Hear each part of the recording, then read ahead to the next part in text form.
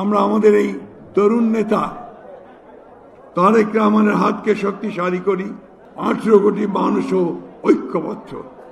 তারা পরিবর্তন চায়, সেই পরিবর্তন হচ্ছে উন্নয়নের পরিবর্তন, অবস্থার পরিবর্তন, রাজনীতির গণতান্ত্রিকীকরণের পরিবর্তন, অর্থনীতির গণতান্ত্রিকীকরণের পরিবর্তন। জানুয়ারির 24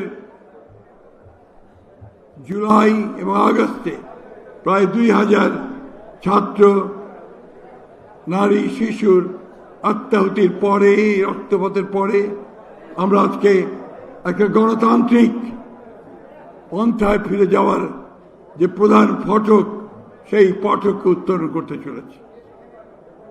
বিগত নির্বাচন প্রমাণ করেছে যে জনাব তারেক রহমানের নেতৃত্বে বাংলাদেশ জাতীয়তাবাদ যেমন ঐক্যবদ্ধ, ঠিক তেমনিভাবে 18 কোটি মানুষও ঐক্যবদ্ধ।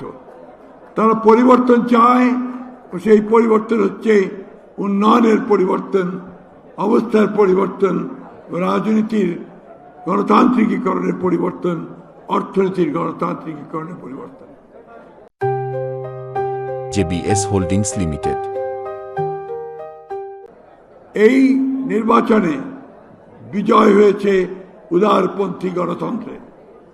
আজকে আমরা কিছুক্ষণের মধ্যেই আমাদের নেতা, বাংলাদেশের নেতা, যিনি কয়েকদিনের মধ্যেই বাংলাদেশকে নেতৃত্ব দিতে চলেছেন, সেই তরুণ নেতা যিনি বাংলাদেশের মানুষকে নতুন স্বপ্ন দেখিয়েছেন, একটি পরিবর্তিত বাংলাদেশ, একটি স্বাধীন বাংলাদেশ, গণতান্ত্রিক বাংলাদেশ, সেই নেতা আপনাদের সামনে বক্তব্য রাখবেন।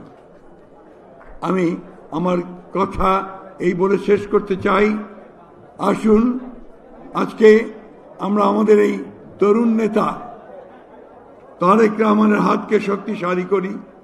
আমরা বাংলাদেশের যে নতুন সূর্য উদিত হয়েছে, সেই সূর্যের আলোয় সবাই আলোকিত হই। আমরা সত্যিকার অর্থেই একটা শান্তির বাংলাদেশ, ভালোবাসার বাংলাদেশ, গণতন্ত্রের বাংলাদেশ আমরা গড়ে তুলি সবাই মিলে। সবাইকে ধন্যবাদ। আমি এখন আন্তরিকভাবে আপনাদেরকে ধন্যবাদ জানাচ্ছি, বিশেষ করে our members of the international community of the press. I welcome you here to attend the press conference of our leader, Mr. Tariq Rahman. Thank you.